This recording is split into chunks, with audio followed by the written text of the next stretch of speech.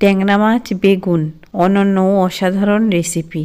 শীতের আবহে ওহ, ট্যাংরা মাছ কি সুস্বাদু!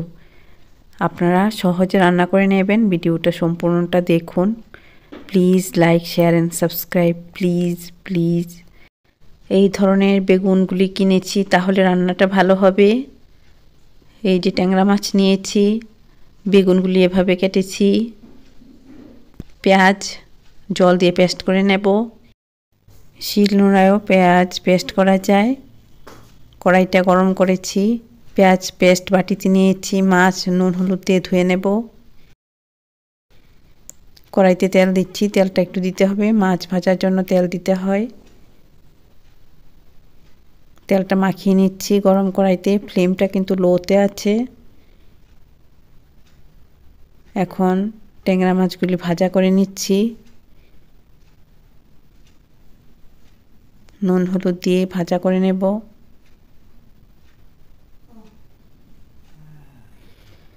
অল্প পরিমাণে নুন দিলাম, হলুদও অল্প পরিমাণে। এখন সবগুলি মাছ একসাথেই ভাজা করে নেব। এভাবে ঘষেও রান্না করা যায়। একটু লেগে গেলে ঘষে নিতে হয়, এটা রান্নারই পার্ট। এরপরে আর লাগবে না, ঘষতে হবে না। এভাবে সুন্দর করে মাছগুলি হালকা ভাজা করে নেব। শীতের মাছ অল্প ভাজা করলেই টেস্টফুল হয়, বেশি ভাজা করলে মাছের টেস্ট চলে যায়। তবে বেশি ভাজা করেও রান্না করা যায়। আমি অল্প ভাজা করে রান্না করব, তেলও অল্প দেব, ভাজাটাও মিডিয়াম হবে। এখন মাছগুলি তুলে নেব, ভাজা হয়ে গেছে। কড়াইটা গরম আছে, অল্প পরিমাণে এই যে অল্প তেল দিয়েছি, এই তেলই হয়ে যাবে। মাছ ভাজাতে তো তেল লেগেছে, মাছে তেল আছে। এখন এই কড়াইতে এই তেলটা মাখিয়ে নিচ্ছি। বেগুনগুলি দিয়ে দিচ্ছি, কোনো ফোড়ন দেইনি, কিন্তু শুধু বেগুনগুলি তেলের মধ্যে দিয়ে দিলাম। নুনটা পরিমাণ বুঝে দিচ্ছি, যতটুকু আছে ওই অনুযায়ী নুন দিয়েছি। হলুদও পরিমাণ বুঝিয়ে দেব। নুন হলুদটা বেগুনের সাথে মিশিয়ে ভাজা করে নেব। এত বেশি ভাজা করব না, কীরকম হলে মশলাটা দিতে হবে আমি দেখাবো। এভাবে করে ছড়িয়ে দেব 5-7 মিনিটের জন্য। বেগুনগুলি নরম হবে গরম হিটে।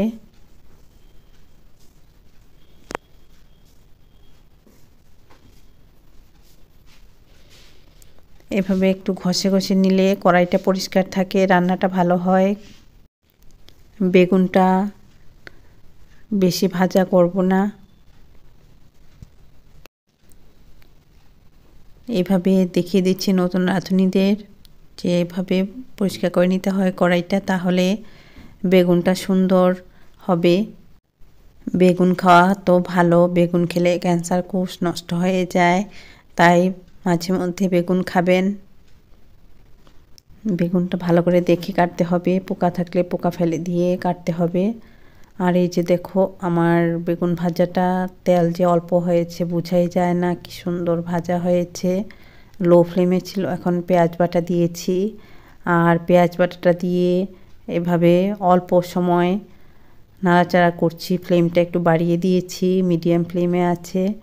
আর এটা এভাবেই ভাজা হবে, বেশি ভাজা করব না। গরম জল করছি, ফুটন্ত জল এটার মধ্যে দেব।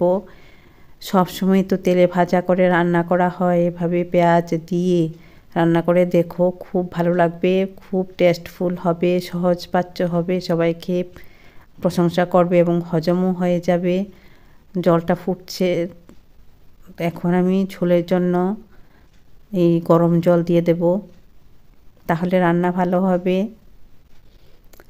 পেঁয়াজ বেগুনের সাথে মিশিয়ে নিলাম।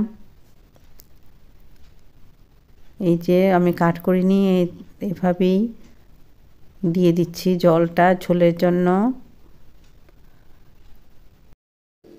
ঝোলের জন্য জল দিয়েছি, এর জন্য পরিমাণ বুঝে নুন দিয়েছি। হলুদও অল্প পরিমাণে দেব, অল্প,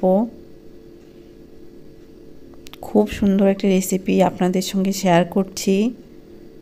please like, share and subscribe. নুন হলুদটা মিশিয়ে দিলাম। এভারগ্রিন 757 চ্যানেল সাবস্ক্রাইব করুন, ভালো ভালো ভিডিও দেখতে থাকুন। শীতের আবহাওয়ায় ভালো ভালো রান্না আছে।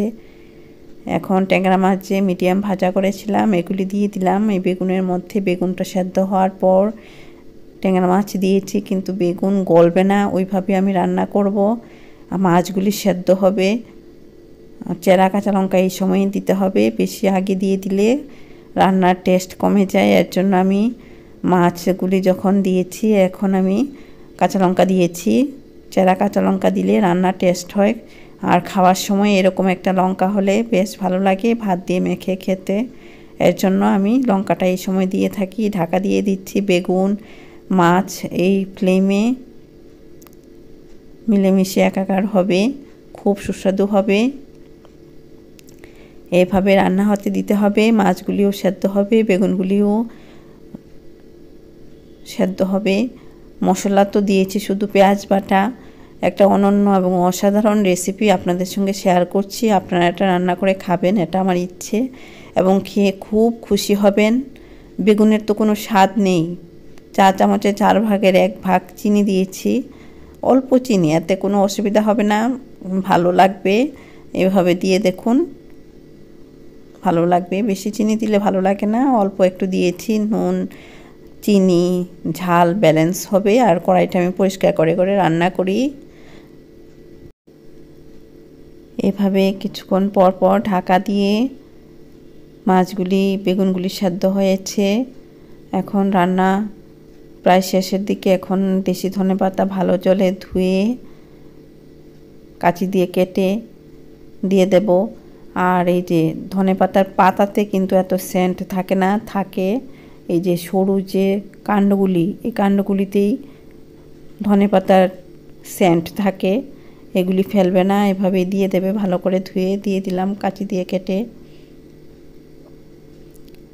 এভাবে যা ভালো লাগবে যে আমি বলে প্রকাশ করতে পারছি না, এত দারুণ সুন্দর টেস্ট একটা রেসিপি আপনাদের সঙ্গে শেয়ার করলাম। নতুন রাঁধুনিরা সাবস্ক্রাইব করে নাও। এভারগ্রিন 757 চ্যানেল সাবস্ক্রাইব করে নিলে ভালো ভালো রান্না পাবে। এভাবে তোমরা সবাইকে রান্না করে খাওয়াও, শ্বশুর শাশুড়ি হাজব্যান্ড সবাইকে রান্না করে খাওয়াও, সবাই প্রশংসা করবে। এই যে ট্যাংরা মাছের ঝোল একবার রান্না করে খাও, দেখবে বারবার খেতে ইচ্ছে করবে। এত দারুণ শীতের আবহে সুন্দর রেসিপি। আপনারা ভালো থাকুন, সুস্থ থাকুন। ধন্যবাদ।